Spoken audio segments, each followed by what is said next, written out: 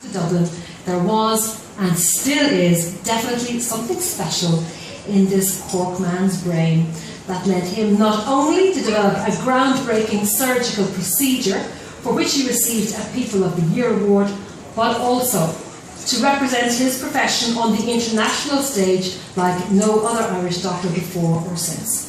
But instead of me listing off all of his achievements, and there are many, I would like to invite one of our judges, Dr. Ellen O'Sullivan, President of the College of Anaesthetists of Ireland, on stage to tell you more about this remarkable man.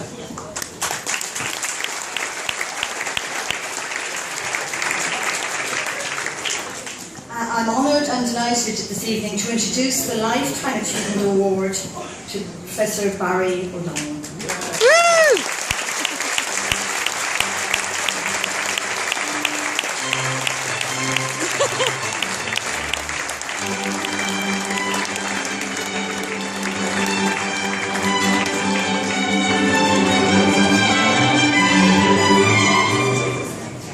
Professor O'Donnell was born in Cork in 1926 and he studied medicine at UCC. He graduated in 1949 and trained at a number of hospitals in the UK, including Great Ormond Street Hospital for Children in London and in Boston, USA, where he worked under some of the world's most distinguished surgeons of the time. At the age of just 29, Professor O'Donnell was appointed as the first and only dedicated paediatric surgeon at Our Lady's Hospital in Crumlin. Professor O'Donnell is probably best known worldwide for pioneering the endoscopic correction of vesicoureteric reflux in tandem with Professor Prem Puri. The procedure was a real breakthrough. Prior to the invention of the endoscopic procedure in 1984, children with this condition had to undergo a 2.5-hour open operation followed by a 10-day hospital stay. However, this invention meant that the procedure could be performed in just 15 minutes. While the STING operation, as it is called, gained some international acclaim, and for which he received a National People of the Year award, Professor O'Donnell says his proudest achievement was the development of the Children's Research Centre at Crumlin, which he founded in 1965. It was the first dedicated research centre on the site of an Irish hospital. Professor O'Donnell had another string to his career, medical politics. Uniquely, he became the first and only person in the world to hold the triple presidency of the Irish Medical Association, the British Medical Association and the Canadian Medical Association from 1976 to 1977. He was also president of the British Association of Paediatric Surgeons and was awarded its highest honour, the Dennis Brown Medal, along with the Hunterian Professorship of the Royal College of Surgeons of England and the Urology Medal of the American Academy of Paediatrics, and he was the very first paediatric surgeon outside of the United States to be so honoured. Professor O'Donnell retired in 1993 after 37 years at Crumlin.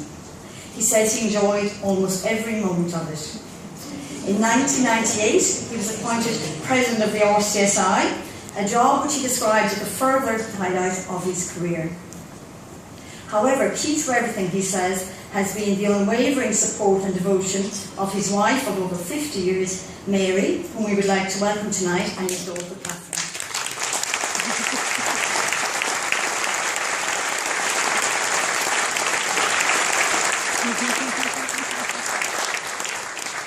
His full and eventful life also included playing rugby for UCC, very important, and sailing.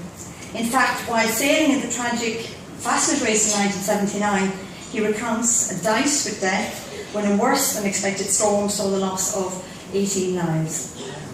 But as a fellow Corkman, or Corkonian I should say, I enjoyed hearing that Professor O'Donnell's favourite saying goes like this: never ask an Irishman where he's from. If he's from Cork, he'll tell you. And if he's not, you will only embarrass him.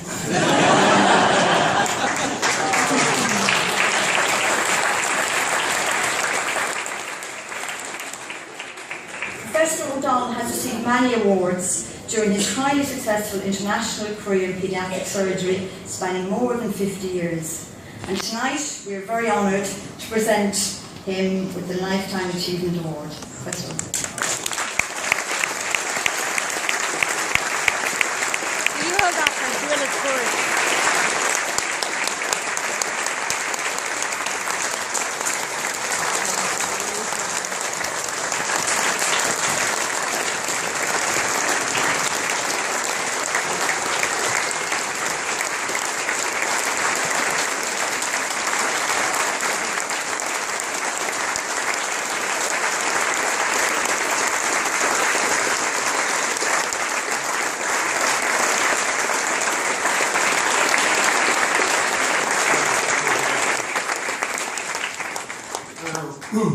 Alan, thank you very much for that description.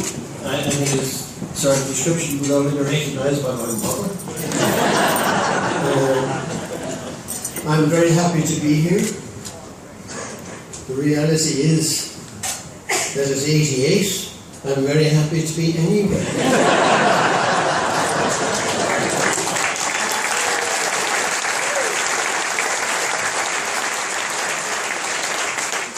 I'd like to thank the Irish Medical Times, particularly for and the other sponsors, for this splendid award. All the offices I've held have been an education to me, but an even greater education to the people who appointed me. The first thing that happens when I take up a new job is there is a wave of nostalgia for my predecessor. None of this would be possible without my wonderful wife of 55 years. I wouldn't have survived this far.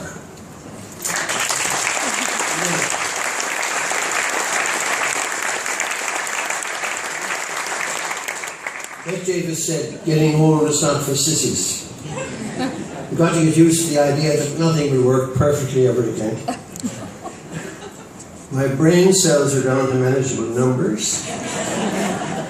My big anxiety is that my blood group will be discontinued. I only need 4 hours sleep. The trouble is I need it 3 times a day.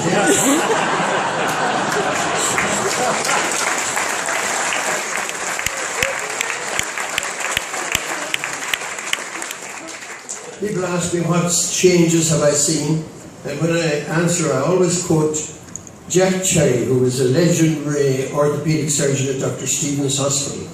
And he had a reedy voice. And he used to say, when I was young, doctor, people were glad to get out of hospital alive. And now they want to be cured as well.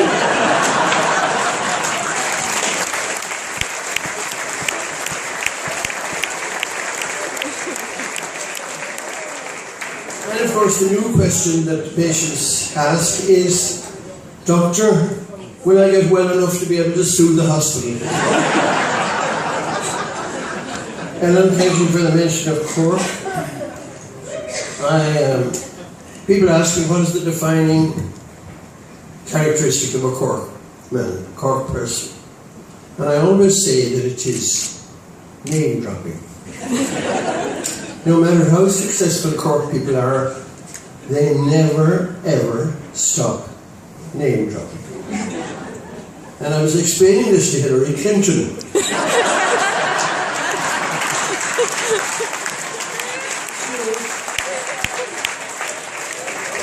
When she was in Dublin some years ago. So finally, and not a moment too soon, I would thank you again for this wonderful, almost posthumous award. I wish you all what you want, which is a life of sin and a holy death.